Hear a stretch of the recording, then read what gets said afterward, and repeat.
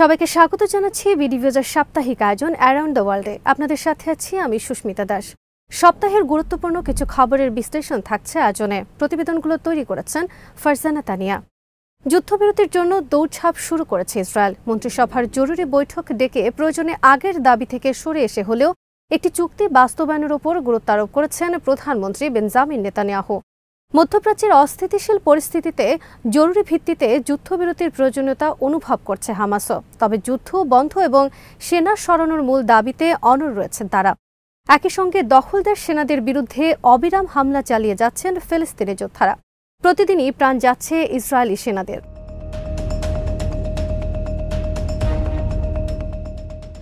সিরিয়ায় ক্ষমতার পট পরিবর্তনকে ঘিরে মধ্যপ্রাচ্যের রাজনীতিতে নতুন মেরুকরণের পর গাজায় যুদ্ধবিরতি এবং বন্দি বিনিময়ের দিকে নতুন করে মনোযোগ দেয় পক্ষগুলো। এই সপ্তাহে মন্ত্রিসভার বৈঠকের পর ইসরায়েলি সম্প্রচার মাধ্যম চ্যানেল 12 কর্মকর্তাদের বরাতে জানিয়েছে, তারা এবং মধ্যস্থতাকারীরা মনে করছেন মধ্যপ্রাচ্যে একের পর এক নতুন পরিস্থিতি সৃষ্টি হওয়ার পর দ্রুত একটি সমাধানে আসা প্রয়োজন। এমনকি আংশিক চুক্তি হলেও পক্ষগুলো এতে সায় দিতে পারে। এমন পরিস্থিতিতে নতুন প্রস্তাব নিয়ে আলোচনার জন্য একটি ঊর্ধ্বতন ইসরায়েলি প্রতিনিধি দলের কায়রো সফরের কথা। সম্প্রতি যুদ্ধবিরতি এবং প্রাসঙ্গিক অন্য বিষয়গুলো নিয়ে আলোচনা করতে কায়রো সফর করেছেন হামাস ও ফাতার প্রতিনিধিরা।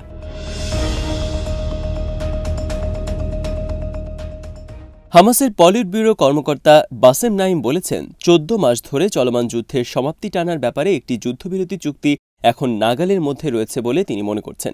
তিনি বলেন, আমি মনে করি ডোনাল্ড ট্রাম্পের নেতৃত্বাধীন পরবর্তী মার্কিন প্রশাসন গাজা পরিস্থিতির উপর ইতিবাচক প্রভাব রাখতে পারবে, কারণ ট্রাম্প তার নির্বাচনী প্রচারে পশ্চিম এশিয়া অঞ্চলে চলমান সব যুদ্ধ বন্ধ করার প্রতিশ্রুতি দিয়েছিলেন।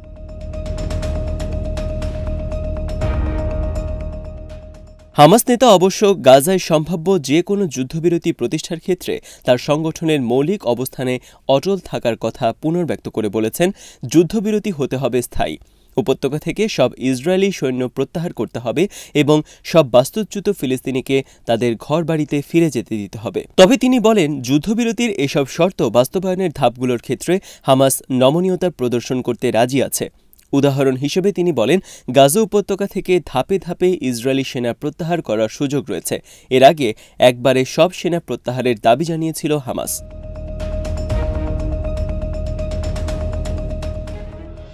বিভিন্ন সংবাদ মাধ্যম জানিয়েছে, মিশরের মধ্যস্থতাকারীদের মাধ্যমে হামাসের কাছে নতুন যুদ্ধবিরতি চুক্তির খসড়া পাঠিয়েছে ইসরায়েল। প্রস্তাবে 42 থেকে 60 দিনের যুদ্ধবিরতির কথা বলা হয়েছে। এই সময় হামাস 50 বছরের বেশি বয়সী পুরুষ ও সব নারী জিম্মিকে মুক্তি দেবে। পাশাপাশি যাদের জরুরি চিকিৎসা প্রয়োজন তারাও মুক্তি পাবেন। শুরুতে 33 জন জিম্মি মুক্তির দাবি করলেও ইসরায়েল তাদের সেই প্রত্যাশা থেকে সরে এসেছে। এই প্রস্তাবের অংশ হিসেবে ইসরায়েল শত শত ফিলিস্তিনি বন্দীকে মুক্ত করার ইচ্ছা প্রকাশ করেছে। তাদের মধ্যে যাবজ্জীবন কারাদণ্ডপ্রাপ্তরাও রয়েছেন।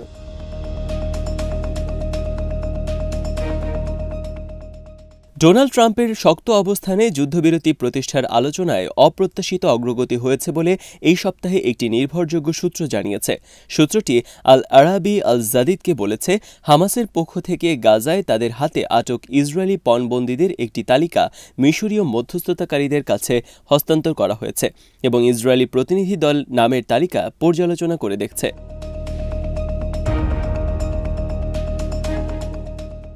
খবরে বলা হয়, যুদ্ধবিরতি প্রতিষ্ঠার ব্যাপারে সংশ্লিষ্ট পক্ষগুলো অনেক কাছাকাছি পৌঁছে গেছে, আর এই পরোক্ষ আলোচনায় মধ্যস্থতা করছে মিশর, কাতার, তুরস্ক ও যুক্তরাষ্ট্র। খবরে বলা হয়, হামাস 60 দিনের একটি অন্তর্বর্তীকালীন যুদ্ধবিরতিতে সম্মত হতে যাচ্ছে, যে সময়টিতে অবরুদ্ধ গাজায় অবাধে খাদ্য, চিকিৎসা সামগ্রী ও জ্বালানি প্রবেশ করতে দেওয়া হবে। মিশরীয় মধ্যস্থতাকারীরা আশা করছেন, ডোনাল্ড ট্রাম্প 20 জানুয়ারি পর্যন্ত যে সময়সীমা বেঁধে দিয়েছেন তার মধ্যেই গাজা যুদ্ধবিরতি প্রতিষ্ঠা করা সম্ভব হবে।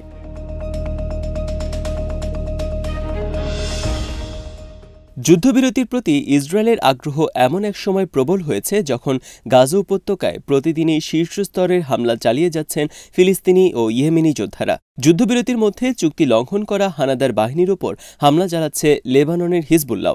গাজা ও লেবাননে এই সপ্তাহে অনেক ইসরায়েলি সেনার প্রাণ গেছে। হত্যা চেষ্টার শিকার হয়েছেন খোদ বেনিয়ামিন নেতানিয়াহু। তাকে হত্যা চেষ্টার বিবরণ দিয়ে একটি ভিডিও প্রকাশ করেছে ফিলিস্তিনি প্রতিরোধ আন্দোলন ইসলামিক জিহাদের আল কুদস ব্রিগেডস।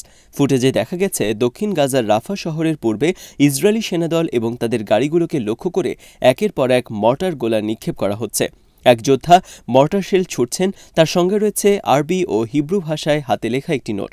এতে লেখা রয়েছে ৭ অক্টোবরের পর ১ বছর ২ মাস অতিবাহিত হয়েছে, এখনও মাঠে দাপুটে আল কুদস ব্রিগেডস।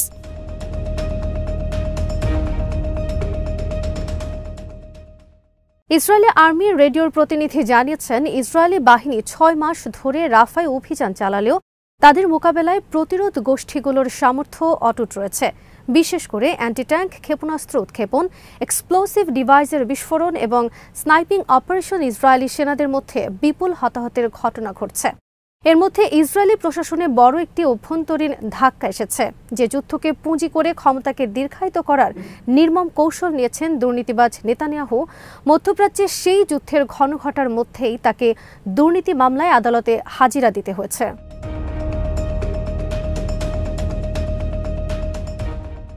ইসরায়েল বনাম বেনিয়ামিন নেতানিয়াহু শিরোনামের এই মামলায় হাজিরা দিতে নেতানিয়াহুকে সপ্তাহে ৩ বার আদালতে হাজির হতে হবে বলে জানিয়েছে সংবাদ মাধ্যমগুলো। আদালতের নির্দেশনা অনুযায়ী মঙ্গলবার প্রথমবারের মতো তেল আবিবের জেলা আদালতে হাজির হন তিনি।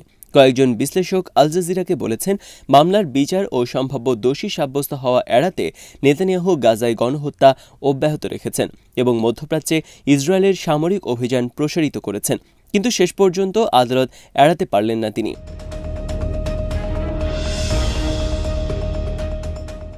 একটার পর একটা প্রবল চাপের মধ্যে আছেন তিনি। এই সপ্তাহে গাজায় হামাসের হাতে বন্দী এক ইসরায়েলির ভিডিও প্রকাশ করেছে হামাসের আল কাসাম ব্রিগেডস। ভিডিওতে মাটান জাঙ্গাউকার নামের ওই পণবন্দী যুবক গাজা উপত্যকার বিরুদ্ধে গণহত্যামূলক যুদ্ধ বন্ধ না করায় নেতানিয়াহুর তীব্র নিন্দা জানান। নেতানিয়াহুর উদ্দেশ্যে এই পণবন্দী বলেন, আমি এবং আমার সহবন্দীরা জীবন নিয়ে তীব্র আতঙ্কের মধ্যে রয়েছি। আমরা প্রতিদিন হাজারবার মৃত্যুবরণ করছি এবং আমাদের কথা এখন আর কেউ ভাবছে না।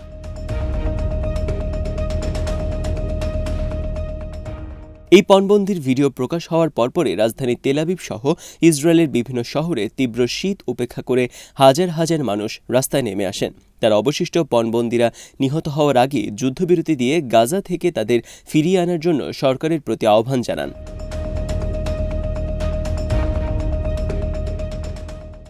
গাজায় যুদ্ধবিরতি নিয়ে একটি সম্ভাবনার মধ্যে এই সপ্তাহে সিরিয়ায় বাশার আল আসাদ সরকারের পতন ঘটেছে। মাত্র ১২ দিনের অভিযানে তুর্কি মদতপুষ্ট হায়াত তাহরির আল শামের নেতৃত্বাধীন বিদ্রোহী গোষ্ঠীগুলো রাজধানী দামেস্কের নিয়ন্ত্রণ নেয়ার পর স্বৈরাচার বাশার আল আসাদ তার দীর্ঘদিনের মিত্র রাশিয়ায় পালিয়ে যান। ক্ষমতার এই পালাবদলের সুযোগ নিয়ে সিরিয়ায় বড় ধরনের আগ্রাসন শুরু করেছে ইসরায়েল। সিরিয়ার সামরিক স্থাপনাগুলো এবং অত্যাধুনিক সমরাস্ত্রের ভান্ডারগুলোতে হামলা জোরদার করা হবে বলে ঘোষণা দিয়েছে তেল আবিব। এরই মধ্যে ইসরায়েলের ইতিহাসের বৃহত্তম বিমান হামলা হয়েছে রাজধানী দামেস্ক সহ সিরিয়া জুড়ে।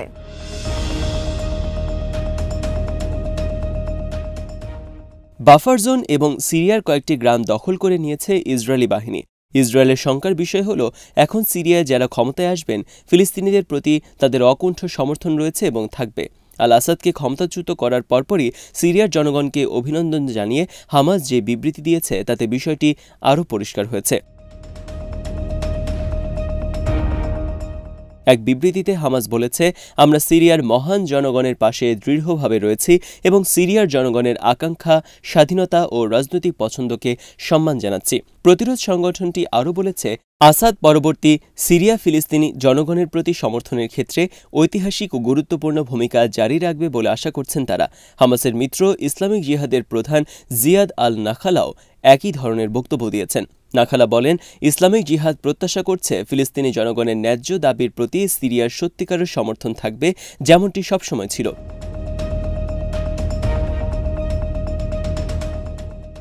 বাশার আল আসাদের বিরুদ্ধে ২০১১ সালে গড়ে ওঠা দেশটির সুন্নি মুসলিমদের আন্দোলনের প্রতি প্রথমবারের মতো প্রকাশ্যে সমর্থন জানিয়েছিল হামাস। পরে ২০১২ সালে দামেস্ক থেকে নিজেদের দপ্তর সরিয়ে নেয় সংগঠনটি। হামাসের মতাদর্শগত শেকড় সুন্নি ইসলামপন্থী মুসলিম ব্রাদারহুড থেকে উদ্ভূত হওয়ায় আসাদ থেকে নিজেদের দূরে সরিয়ে নিয়েছিলেন তারা, কারণ বাশার আল আসাদ সিরিয়ার শিয়াপন্থী সংখ্যালঘু আলবীয় সম্প্রদায়ের সদস্য। ক্ষমতার জন্য হুমকি হয়ে ওঠা সুন্নি বিক্ষোভকারী এবং বিদ্রোহীদের উপর ব্যাপক দমনপীড়ন চালিয়েছিলেন বাশার আল আসাদ।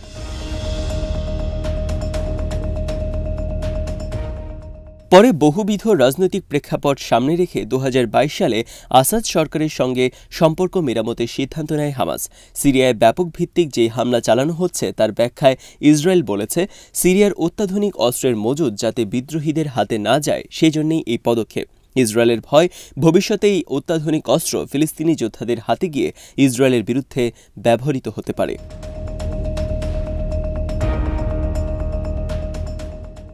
সিরিয়ার গুরুত্বপূর্ণ স্থাপনাগুলোতে ইসরায়েলের ধারাবাহিক হামলা এবং গোলান মালভূমি দিয়ে সিরিয়ার ভূমিতে দখলদার সেনাদের অনুপ্রবেশের তীব্র নিন্দা জানিয়েছে তুরস্ক, মিশর, ইরান, সৌদি আরব, কাতার, ইরাক এবং মধ্যপ্রাচ্যের প্রতিরোধক।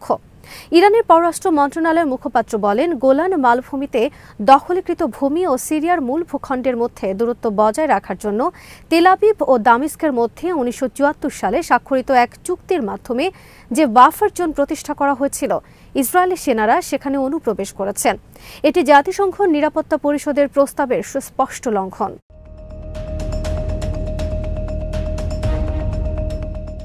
তুরস্কের পররাষ্ট্র মন্ত্রণালয় ইসরায়েলের আগ্রাসনের নিন্দা জানিয়ে সিরিয়ার আঞ্চলিক অখণ্ডতার প্রতি তার সমর্থন পুনর্ব্যক্ত করেছে।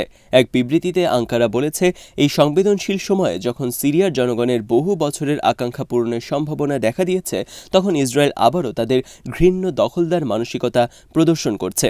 মিশরের পররাষ্ট্র মন্ত্রণালয় বলেছে, তারা ইসরায়েলের সিরীয় ভূমি দখলের নিন্দা জানাচ্ছে এবং বাফার জোনে ইসরায়েলি সেনা অবস্থানকে সংঘাতের নতুন মাত্রা প্রয়োগের চেষ্টা হিসেবে দেখছে। কাতারের পররাষ্ট্র মন্ত্রণালয় জানায়, সিরিয়ায় ইসরায়েলি অনুপ্রবেশে দেশটির সার্বভৌমত্বের নির্লজ্জ এবং বিপজ্জনক লঙ্ঘন।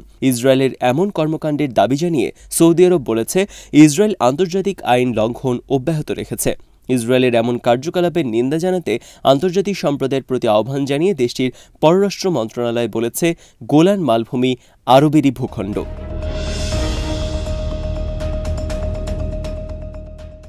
অনেকেই বলছেন, আসাদের পতনের পর মধ্যপ্রাচ্যে তার সবচেয়ে ঘনিষ্ঠ ইরানের প্রভাব খর্ব হবে, কিন্তু দেশটির ইসলামী বিপ্লবী গার্ড বাহিনী IRGCর প্রধান মেজর জেনারেল হোসেন সালামি বলেছেন, আল আসাদের পতনের পরেও ইরান আঞ্চলিক শক্তি রয়ে গেছে এবং ইসরায়েলের মূলোৎপাটন এখনও ইরানের কাছে অগ্রাধিকার পাচ্ছে।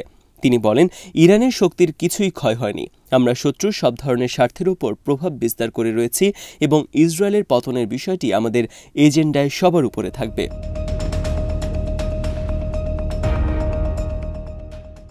পরিস্থিতি বিবেচনায় মনে হচ্ছে, গাজায় পরাজয়ের লজ্জা সিরিয়ায় বোমাবর্ষণের মাধ্যমে ঢাকতে চায় ইসরায়েল। একই সঙ্গে সিরিয়ার অত্যাধুনিক অস্ত্র ফিলিস্তিনিদের কাছে চলে আসবে কিনা তার ভয়ও তটস্থ নেতানিয়াহু প্রশাসন। কিন্তু ফিলিস্তিনি উপত্যকায় কোনো ধরনের লক্ষ্য অর্জন ছাড়া যে লজ্জাজনক পরাজয় বরণ করতে হচ্ছে তেল আবিবকে, তাতে তাদের মাথা উঁচু করে দাঁড়ানোর সুযোগ নেই।